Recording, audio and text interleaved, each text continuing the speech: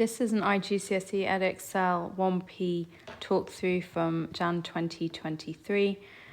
A material is stretched by applying an increasing load. The material shows elastic behavior as it is stretched. Describe what is meant by elastic behavior. It's when a material returns to its original length when the load is removed.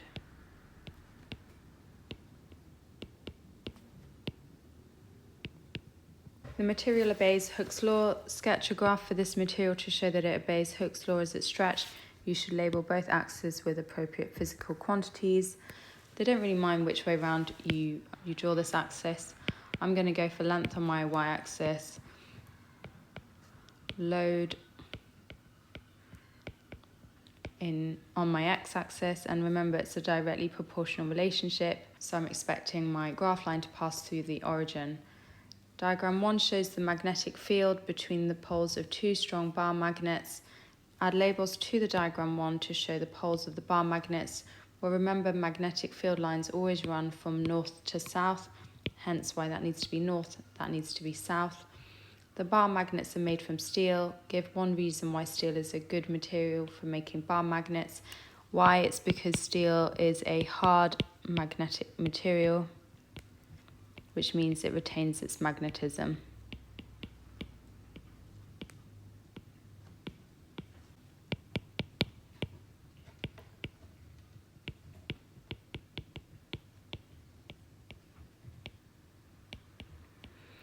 Explain how diagram 1 shows a uniform magnetic field. Look for things like the magnetic field lines run parallel, they're straight lines, and they're evenly spaced. So the magnetic field lines are evenly spaced, parallel, and straight. Diagram 2 shows a metal wire being moved downwards through the uniform field between the poles of the same bar magnets. The orientation of the magnets has not been changed. Give a reason why a voltage is induced between the ends of the metal wire as it moves between the poles of the bar magnets. Your key wording here is to say that the wire cuts the magnetic field lines.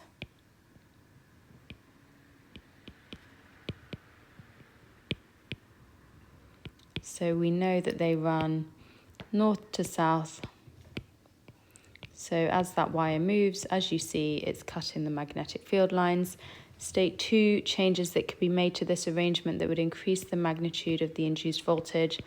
How do we increase the size of that voltage? Well, we move the wire faster,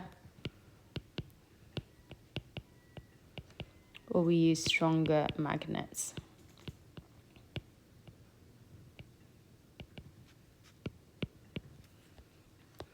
A winch is used to pull a truck along a horizontal road. The winch is connected to the truck by a thick rope. The winch does 41 kilojoules of useful work on the truck when the truck is pulled a horizontal distance of 15 meters. State the formula linking work done, force and distance. Work done equals force times distance. Calculate the force that the rope exerts on the truck. So work done equals force times distance. I've been told the work done is 41 kilojoules. I'm going to turn that into joules by timesing by 1,000. Make sure you sort out all your units. The distance is 15, so to solve for F, do 41,000 divided by 15 to get a value of 2,700 newtons. The winch includes a small engine. The engine burns petrol to power the motor in the winch. The winch transfers energy mechanically to the truck. The winch has an efficiency of 25% when pulling the truck. Draw a Sankey diagram for this energy transfer. So I know that the efficiency means that 25% of that is useful work done. So useful energy. 75% of that is wasted energy. So if we were to draw a Sankey diagram,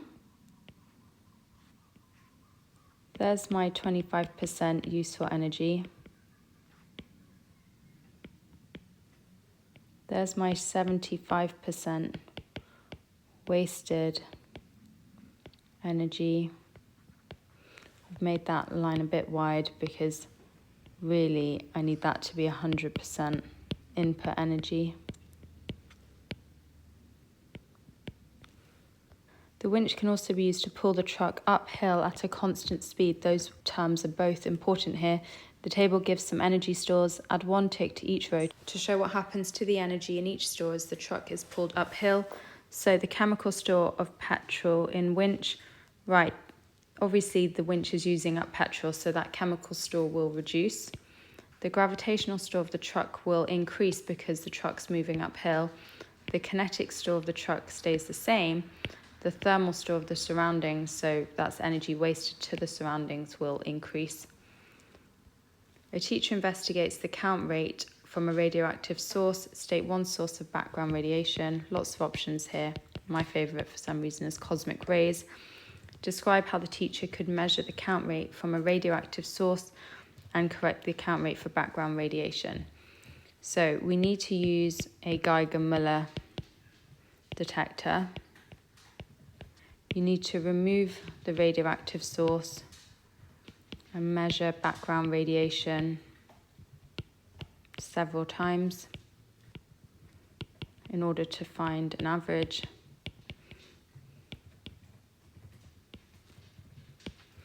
And then finally subtract background count from the reading taken with the source. Sorry if you can hear that noise, it's my cat eating her dinner. The teacher places a piece of lead sheet between the radioactive source and a radiation detector. The teacher determines the corrected count rate from the radioactive source 3 times and calculates the mean. They repeat the process using different thicknesses of lead sheet. The table shows the results. Calculate the mean count rate when the thickness of lead is 6 mil. So we're going along this row. Add up those 3 numbers and divide by how many there are. There are 3 of them to get 147.6 recurring, so that's 148. Plot a graph of mean count rate against the thickness of lead. Draw a curve of best fit. Just stealing that data so I can see it. So let's start by drawing our axes. There's our y-axis, there's our x-axis. We're looking down these columns.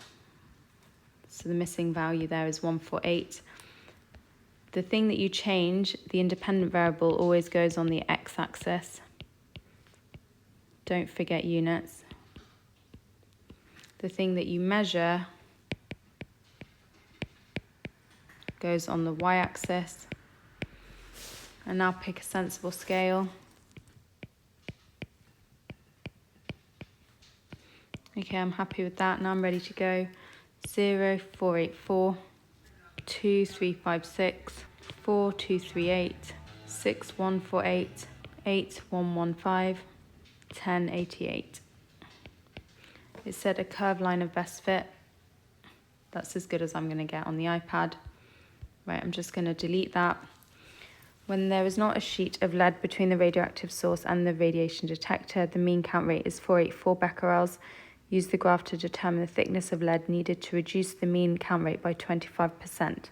So do 75% of 484, which is 363. So I'll read across here, then I'll read down. So I can see that's around 1.7. The radioactive source emits only one type of radiation. Explain which type of radiation that this radioactive source emits. I know straight away that it's gamma. Why? Because alpha and beta, which are the alternative types of radiation, would not penetrate lead. The graph shows how the thinking distance and braking distance vary with the speed of a car. Which of these does not affect thinking distance? So thinking distance is all to do with the driver reaction time, so obviously alcohol will affect it. The condition of the road will have no effect. Which of these would increase the braking distance of the car? Braking distance is the distance travelled by the car from the moment the brakes are applied to the moment the car comes to a stop. So clearly anything that changes the road will affect the braking distance. So it's ice on the road. Determine the stopping distance of the car when the speed is 20 meters per second. So the stopping distance is made up of a total of the thinking distance and braking distance. So we need to carefully take both readings here. So that's 10 plus 26. So that's 36 meters. State the formula linking average speed, distance moved and time taken. Average speed equals distance moved divided by time taken. Determine the reaction time of the driver of the car. So it's the reaction time, which means it has to concern the thinking distance. So I'm going to just use a set of values here, 20 meters per second, and 10 was the distance.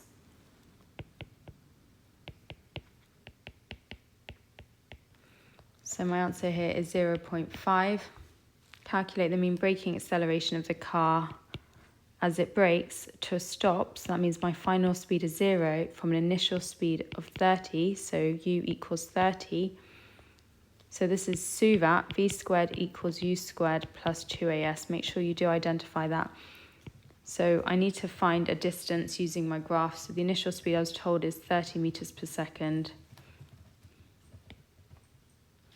It mentioned braking distance, so I need to read across from here. So we're using this graph an awful lot. That's 53. So I'm ready to go. I'm looking for A. My distance was 53.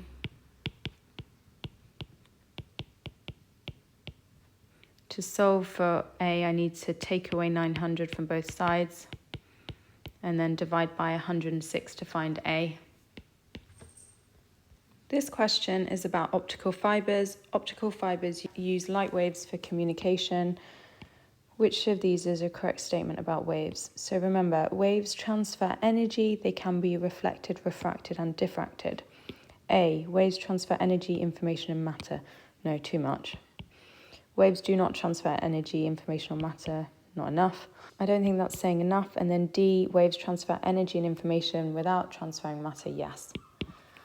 A light ray passes from air into a glass optical fibre. Diagram 1 shows the path of the ray of light after it has passed through the boundary between air and the optical fibre.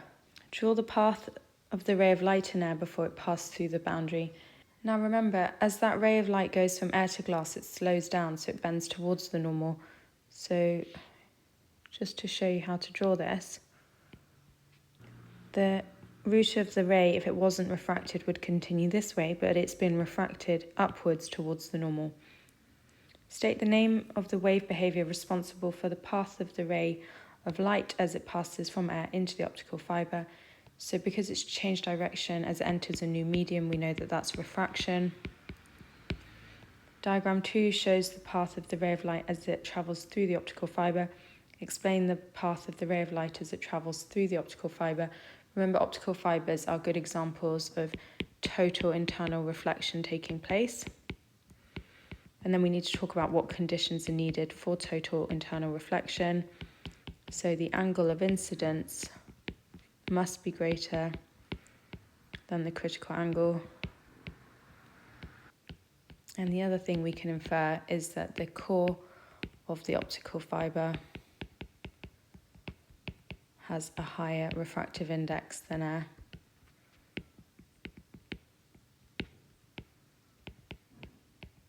And that's how you get your 3 marks.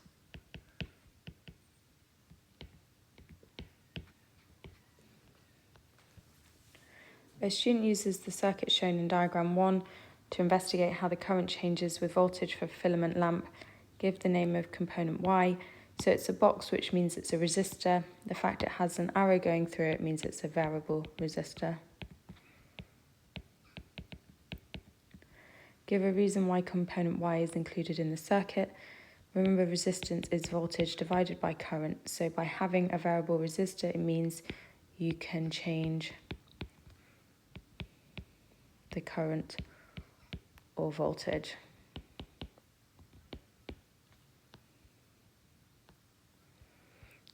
The graph shows some of the students' results. State the formula linking charge, current and time. it's Q equals IT. Determine the current in the lamp when the voltage across the lamp is 10 volts. So read up 10 volts, read across, and you can see that that's 0.48. Calculate the charge transferred through the lamp in 30 seconds when the voltage across the lamp is 10 volts. Give the unit. So we're using Q equals IT. I we've just found is 0.48. Time is 30 seconds. Put that into your calculator to get an answer of 14, and the unit of charge is coulombs. Calculate the time for the lamp to transfer 250 joules of energy when the voltage across the lamp is 10 volts. So this time we need equals IVT. So we know the energy is 250, I is 0.48, voltage is 10, and then we're after T, so I'm going to call that X. So 250 equals 4.8X. Solve for X by dividing both sides by 4.8 to get 52 seconds. The student disconnects the cell and reconnects it with its terminals reversed. Complete the graph to show how the current in the lamp varies with voltage across the lamp when the cell is connected with its terminals reversed. You just want to reflect this line, so you'll end up with a sigmoidal shaped curve like that.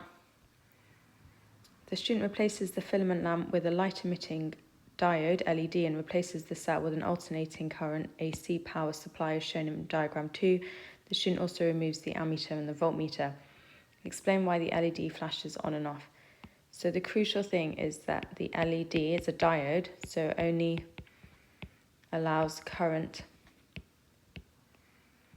to flow in one direction only.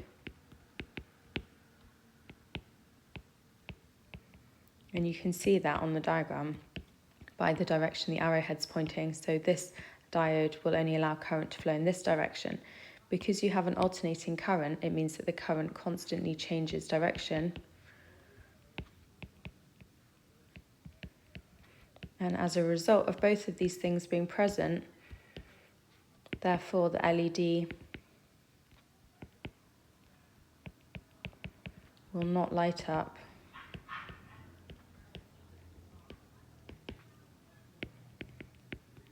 when the current is in the reverse direction. The table gives information about 4 stars. Explain which of these stars has the highest surface temperature. So blue is the hottest star, and then yellow is a middling star, and then red is actually the coolest star. So have a look. It's going to be Rigel here. Why do I know that? Because the colour of the star depends on its surface temperature.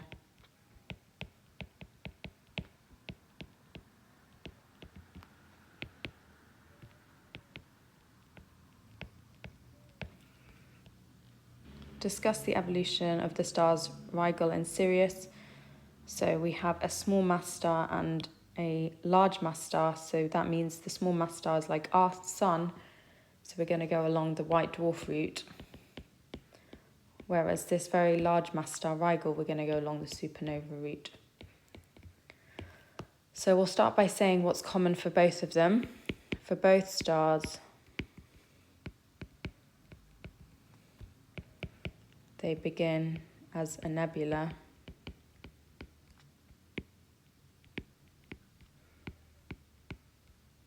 and a protostar, and then they both enter their main sequence, which is effectively the adult portion of their lives. So that's where nuclear fusion occurs. But now let's divide their life cycle. So Rigel is a high mass star. So it becomes a red supergiant.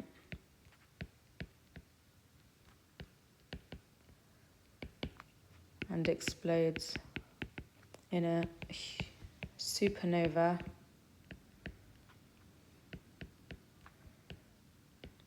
before becoming a neutron star. So that's the large mass star dealt with. Sirius is a low mass star.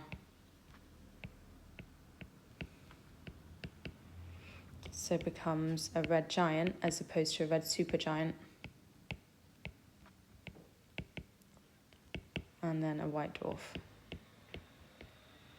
So we're being nice and specific with these names.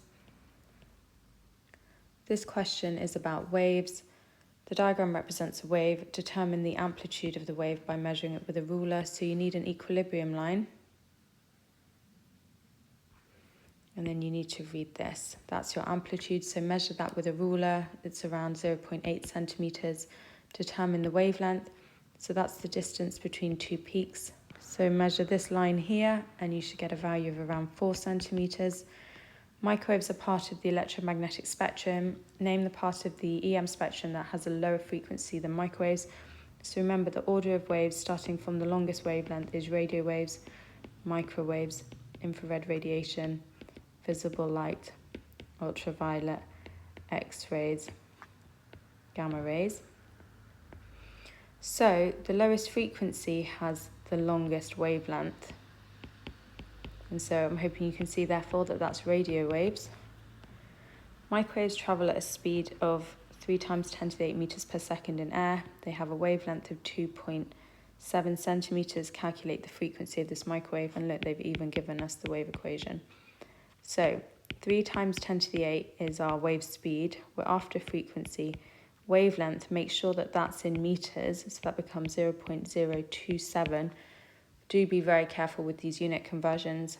And then when you solve for f, you get 1.1 times 10 to the 10 hertz. A student uses a microwave source and a receiver to investigate microwaves. Photograph 1 shows how they set up the apparatus.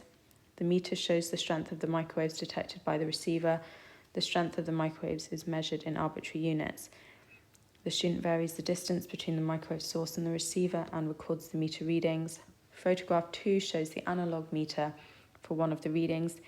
Give the reading on the analog meter. Read that nice and carefully. It's 68. The graph shows the results of the student's investigation. The student concludes that the meter reading is inversely proportional to the distance between the microwave source and the receiver. To be inversely proportional, the meter reading times the distance must be a constant. Comment on the student's conclusion. Use data from your graph, and it's worth 4 marks. This is easier than it sounds. We just need to pull off some readings to calculate constant. And if the number is the same, then it is inversely proportional. And if the number is different, then it's not. So I'm going to start here with this reading. So meter reading is 80. The distance is about 11.5. So my value there is 920. What about if I take this one here, reading 2? So here that is 10 times 30, which is 300. So the relationship is not inversely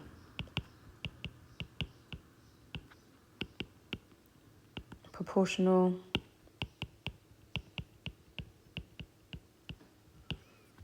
Because the constant is different for each reading.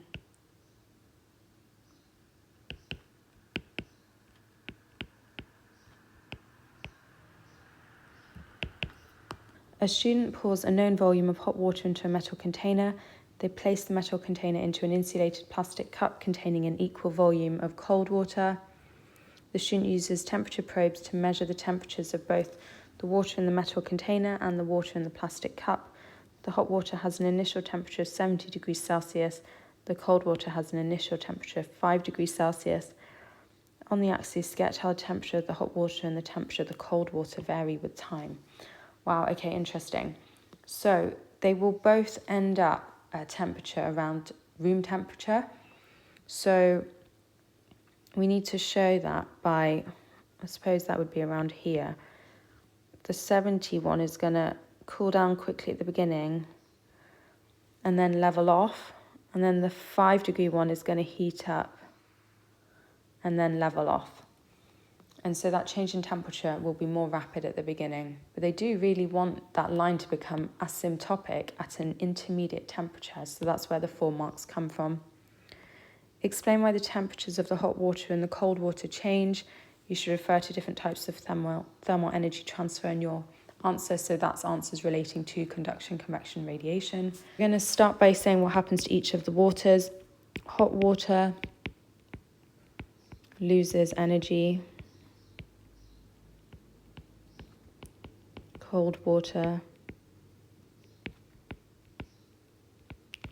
gains energy. Thermal energy is transferred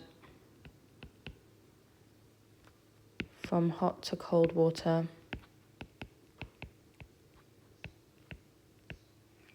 by conduction until an equilibrium intermediate temperature is reached. Heat energy loss occurs to the surroundings in the form of convection and radiation. Explain how placing a lid on the plastic cup would affect the results. So here's your plastic cup. Now if you place a lid on it, what that does is it traps a layer of air between the water and the lid, which acts as an insulator. It also helps prevent convection currents being set up, meaning that heat loss doesn't occur so quickly, so it takes longer for the water to cool down. Annoyingly, for the third mark, you actually have to point out that the equilibrium temperature between the two water temperatures will be higher. Diagram 1 represents the atoms of a gas inside a container. Explain how the atoms exert a pressure on the walls of the container. So remember, the atoms, you need to learn this answer really. Atoms collide with walls of container. It's important that you mention that they can collide with the walls, exerting a force. And then remember the equation, pressure equals force over area, therefore helps explain where that pressure comes from. Explain why the pressure of the gas in the container decreases as its temperature decreases. The volume of the container does not change. So atoms this time will collide with the walls of the container with less force. Why is that? Because they have less kinetic energy and therefore collide less frequently.